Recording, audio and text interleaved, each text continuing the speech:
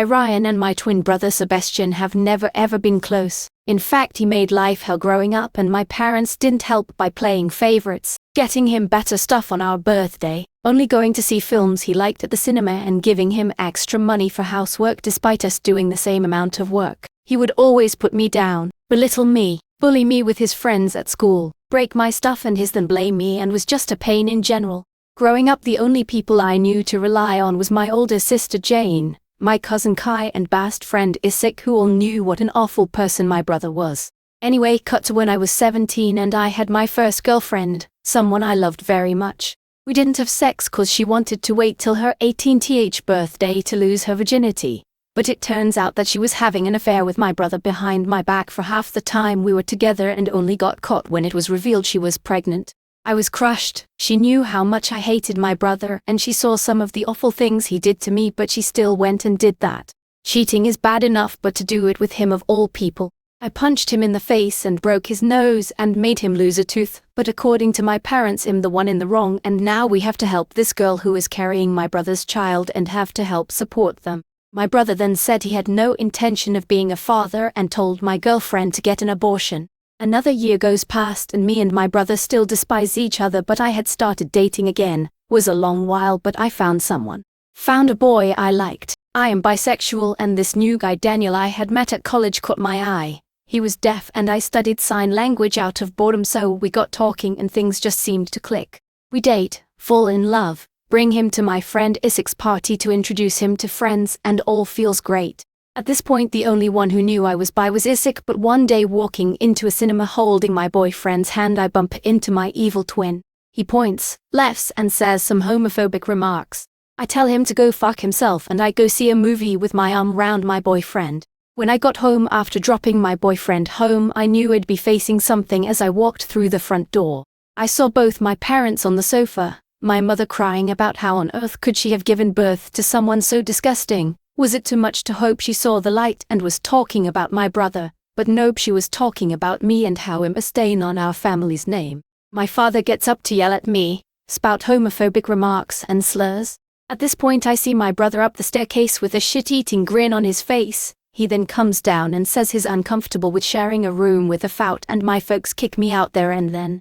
With what little clothes and money I had, I went to Isaac's house, and his family took me in, where I stayed for 6 months, actually experiencing familial love and affection, and Isaac's mother and step-dad I consider my own parents now.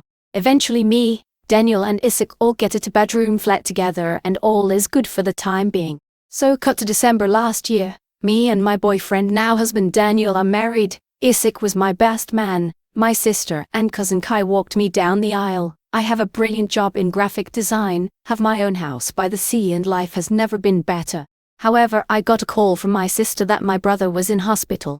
I hadn't thought about him that much over the 9-year period since I was kicked out, but being reminded of his existence brought up a lot of painful memories for me.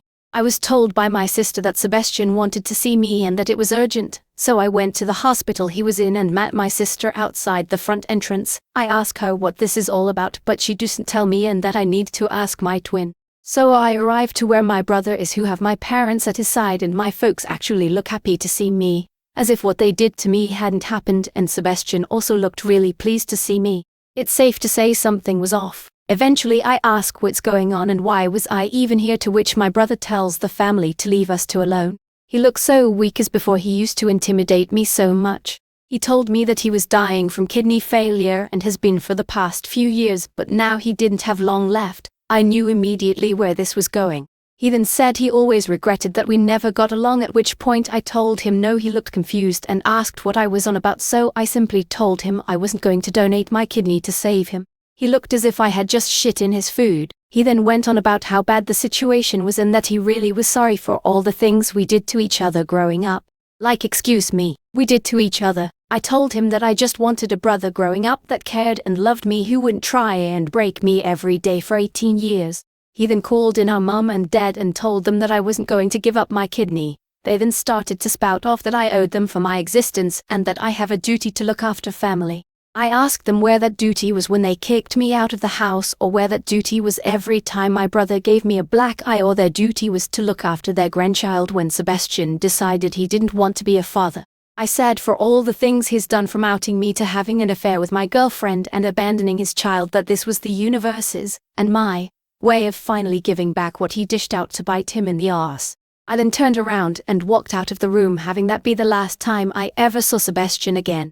Not sure why they'd want a Fouts kidney anyway. I walked past my sister, who gave me a look. I gave her a look back, who then in turn gave me a look that said I understand. After leaving the hospital, I felt as if a great weight had been taken off my shoulders. I went home and never looked back, pleased with my decision. Now last week I get a call from my sister calling to inform me that Sebastian had died. She asked if I was okay, and I said I was, that I didn't really feel anything in all honesty. She said she understood to a degree, as Sebastian hadn't been all that kind to her over the years either. I had my husband and Isaac there to support me. Honestly, at this point Isaac may as well be our adopted child, since he's living with us till this whole situation with the world is over. The next day I was getting calls and texts from family members I hadn't spoken to in years, telling me that I'm going to hell for being a bad son, being a bad brother, and for being a Fout, and that me and my husband don't deserve children. Hubby and I have been looking into adoption and surrogacy. This makes me second guess my choice of not giving my brother my kidney. Even in death is making things harder for me. I did wonder if I was a bad person and if I made the wrong decision, but I knew that if I was in that position I would have been left for dead. If he had been a good brother throughout my life, I'd have done it without a second thought. I'd have done the same for Jane, Kai, Isaac and my husband. It's unlikely I'll ever see my parents again, and I'll make sure my children will never meet them. Bloody I didn't donate my kidney to my evil brother due to him being awful to me my whole life, having an affair with my GF and then outing me and convincing my family to disown me cause I'm bisexual.